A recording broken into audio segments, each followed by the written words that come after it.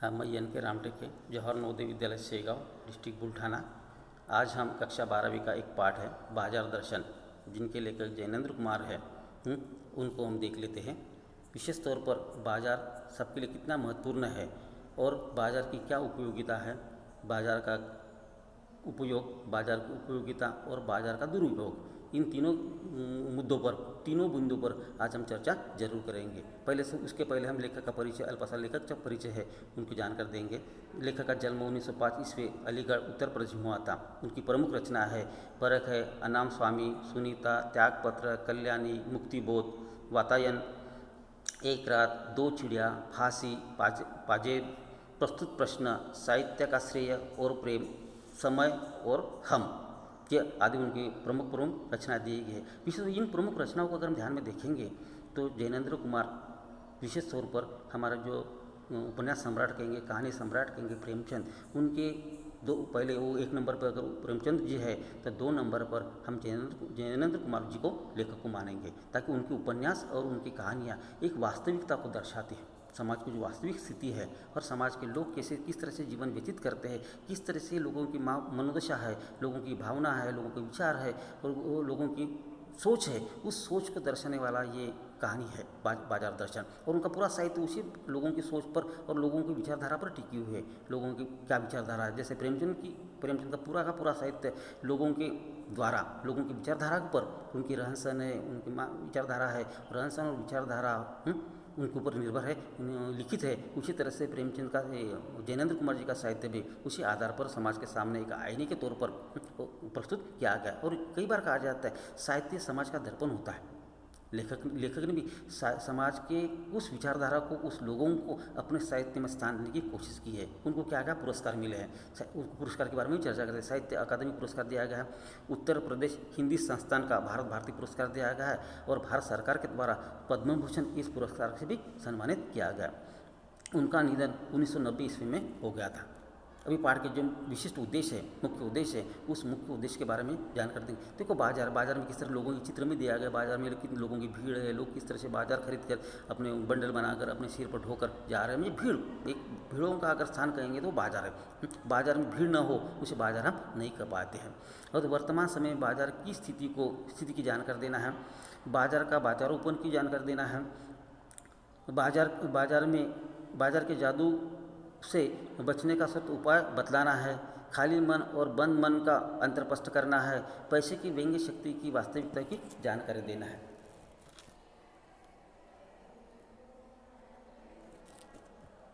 जानकारी देना है। उसके साथ अगर पाठ का अल्पसा परिचय देंगे, बाजार दर्शन, जैनेंद्र कुमार के निबंध में बाजार का उपयोग है, बाजार की सदुपयोगिता है, बाजार का दुरुपयोग है, पर सूक्ष्म चिंतन प्रकट किया गया है। बाजार मनुष्य की आवश्यकता का साधन है, शोषण, दिखावे या अहंभाव की पूर्ति का नहीं है। अगर देखो अहंभाव के लिए हम बाजार में जाते हैं, बाजार सही में बाजार हमारी आवश्यकता का साधन है, शोषण, दिखावे, अपूर्ति का साधन बाजार नहीं होना चाहिए। देखो बाजार में हमारा सही में शोषण होता है। बाजार की चीज़ें खरीद कर अहंकार है, अहम भावना है, वह ज़्यादा विकसित है। ये अल्पसा पाठ का सार दिया गया है। अभी पाठ के आधार पर कुछ प्रमुख बिंदु है, उस बिंदु पर हम थोड़ा प्रकाश डालने की कोशिश जरूर करेंगे। लेखक ने भी बाजार देखा है और लेखक एक मित्र है, किस तरह से बाजार चले जाते हैं और फालतू खरीदारी करके किस तरह से वापस आ जाते हैं, और उस मित्र के क्या विचारधारा है, उस विचारधारा को भी व्यक्त करने की कोशिश जरूर की गई है। लेखक के एक मित्र बाजार से मामूली सी चीज़ खरीदने गए, परंतु लौटे तो साथ में बहुत से बंडल ले आए। पूछने पर उन्होंने श्रीमती पर दोष थोपा। पैसा पावर है, उसका प्रदर्शन करने के लिए आसपास सामान है, बंगला है, कोठी है, इकट्ठा किए रहते हैं। अबे मान लो सही में अगर बाजार खरीदते जाते हैं और लेखक, तुम तो बाजार गए थे, पत्नी के साथ बाजार गए थे, लेखक की मित्र है, बाजार गए थे और आते समय लेखक के हाथ में बहुत सारे बंडल थे। एक मामूली सी चीज़ खरीदने के लिए गए थे वो। लेखक पूछता रहा, तुम तो मामूली सी चीज़ लेकर खरीदने गए थे, पर इतने सारे मामूली चीज़ तो एक मुट्ठी में भी आ सकती है, एक छोटे से बैग में भी आ सकती है, इतने सारे बंडल लेकर आप कैसे आए हो? उस समय मित्र क्या कहते, पूछने पर उनका मित्र कहते कि श्रीमती जो साथ थी, अगर माया ना जोड़े, माया को पत्नी कहा जाता है, माया को श्रीमती कहा जाता है, माया को पैसा भी कहा जाता है। अगर श्रीमती साथ है, पत्नी साथ है, माया साथ है, तो माया नहीं जोड़ेंगी तो कौन और माया जोड़ेगा फिर? माया का तात्पर्य धन दौलत, पैसा, साथ सामान। पैसा पावर है, उसका प्रदर्शन करने के लिए आसपास का सामान घर में होना जरूरी है, अच्छा बंगला होना जरूरी है, अच्छी कोठी होनी जरूरी है। और यही जानकारी इसमें दी। अंत में वो मित्र क्या चाहता है, अगर मेरे पास और ज़्यादा पैसे होते, देखो केवल मैंने टिकट के पैसे, मेरा पूरा का पूरा जो मनी बैग है वो मनी बैग पूरा खाली हो गया, केवल टिकट के लिए है, थोड़े से पैसे बचा कर रखे। अगर ज़्यादा पैसे होते तो और सामान लाता। क्या हमारी ये इतना सारा सामान हमारी आवश्यकता है क्या? जितना एक मामूली चीज़, जितना सामान चाहिए, बाजार की उपयोगिता तब होती है जितनी हमारी आवश्यकता होती है। आवश्यकता के अनुसार बाजार का जो सामान है, बाजार की वस्तु है, बाजार की चीज़ें हैं, वह हमारे पास आनी चाहिए। लोग तो क्या करते हैं, बहुत सारा सामान इकट्ठा ला करते हैं और अपना जो पावर है, पैसे का पावर है, वह दिखाने की कोशिश अक्सर वह किया करते हैं। अब बाजार का आकर्षण, दूसरा बिंदु दिया गया पाठ के आधार पर, बाजार का आकर्षण। बाजार हम फालतू खरीद का एक अन्य कारण है बाजार का आकर्षण। मित्र बोले, बाजार तो शैतान का बाजार है, शैतान का जाल है। बाजार में आमंत्रण तो होता है परंतु आग्रह नहीं होता। बात सही में, बाजार आमंत्रण लेखक इसलिए कर रहे हैं ताकि हर एक को बुलाता है, अति रंगी बिरंगी सामान चीज़ें बिछा कर रखते हैं और ऐसा लगता है कि वो हमें बुला रहा है, आमंत्रण नहीं बुलाना है। हर एक दुकानदार, हर एक दुकान की चीज़ें हैं, हमें आमंत्रण से बुला रहे हुए। जैसे कोई अगर किसी घर में कार्यक्रम में तो आमंत्रण देते, आग्रह किया जाता है, अब आ जाओ करके। तो उसी तरह से आमंत्रण तो होता है परंतु आग्रह नहीं होता। यही कारण है कि उसे पाने की चाह और अभाव उठ खड़े होते हैं। अभी सही में अगर उसकी चाहत होती है, चाहत नहीं इच्छा, बाजार को अच्छी सुंदर सुंदर चीज़ें देकर हमारे चाहत पैदा हो जाती है, हमारी इच्छा पैदा हो जाती है और हमारे अभाव जो है, हमारे अंदर के अभाव कहेंगे, हमारे घर के अभाव कहेंगे, अभाव का तात्पर्य कमियाँ है, हमारी कमियाँ है वो उठ खड़ी हो जाती है। अरे तुम्हारे पास ये नहीं है, चलो बाजार से ये चीज़ खरीद के लाते। हम कितने हम अभावग्रस्त हैं, हम अभावशील हम जीवन जी रहे हैं, हम सीमित जीवन जी रहा है और बाजार तो असीमित है।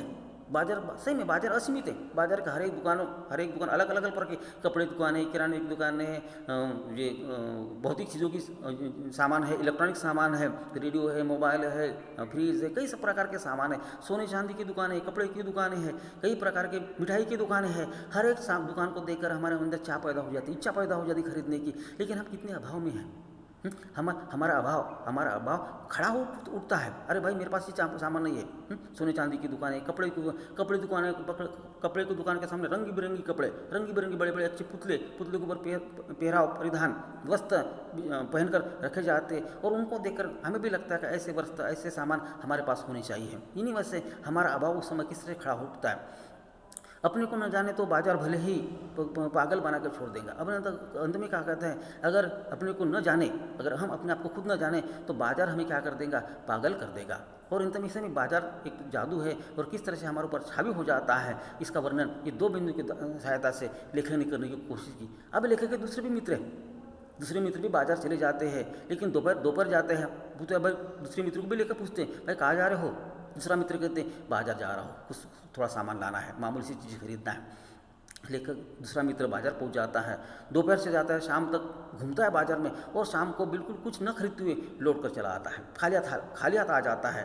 पूछने पर बताया बाजार में सब कुछ लेने का मन करता था, इसलिए कुछ भी न ले पाया, क्योंकि एक वस्तु को लेने का मतलब था शेष को छोड़ना। अबे हर एक चीज़ को दूसरा मित्र था, हर एक चीज़ को देखता था, अरे बहुत बड़ी चीज़ है, इसको खरीद लो, दूसरी अरे वो भी खरीद लो, बाकी उसको ना खरीदो तो खाली रह जाऊंगा, इसलिए शेष इसको मतलब का शेष रह जाना, बाकी रह जाना, कि इसको छोड़ना असंभव है। इन्हीं वजह से बाजार को देखता है, इसको खरीदो उसको खरीदो, हर चीज़ों को खरीदने का उसका मन करता था, लेकिन कुछ भी नहीं खरीद पाया वो, और खाली हाथ तक उसका मन भरा था। इसी वजह से बाद में खरीदने ऐसा करते हुए शाम को वो खाली हाथ लौट कर चला आता है। तीसरा बिंदु दिया है, मुद्दा दिया है बाजार का जादू। बाजार का जादू का रूप का जादू है। बाजार की जादू है वो रूप की जादू होती है। हाँ, तब यही असर करता है जब मन खाली हो तो बाजार को रोकने का उपाय यह है कि बाजार जाने से पहले मन खाली न हो, मन में लक्ष्य होना चाहिए, तब बाजार तुमसे कृतार्थ होगा, धन्य होगा। अभी लेखक यही चाहते, अगर खाली मन अगर बाजार चले जाते हो तो कतई बाजार ना आ जाओ। अगर मन भरा है और मन में चाहत है, मन में इच्छा है, एक ही चीज़ खरीदने, एक लक्ष्य है हमारे मन में कि हम बाजार जाकर के केवल एक दो ही चीज़ें खरीद कर लाना है, उस लक्ष्य को लेकर बाजार जाओ तो बाजार तुमसे कृतार्थ होगा, धन्य होगा। नहीं तो बाजार तो क्या है, बाजार एक जादू है और आपके ऊपर असर करता है। लेखक उसका एक उदाहरण देना चाहते हैं, अगर कड़ी धूप में जाना हो गर्मी के दिन में अगर घर के बाहर निकलना हो तो थोड़ा पानी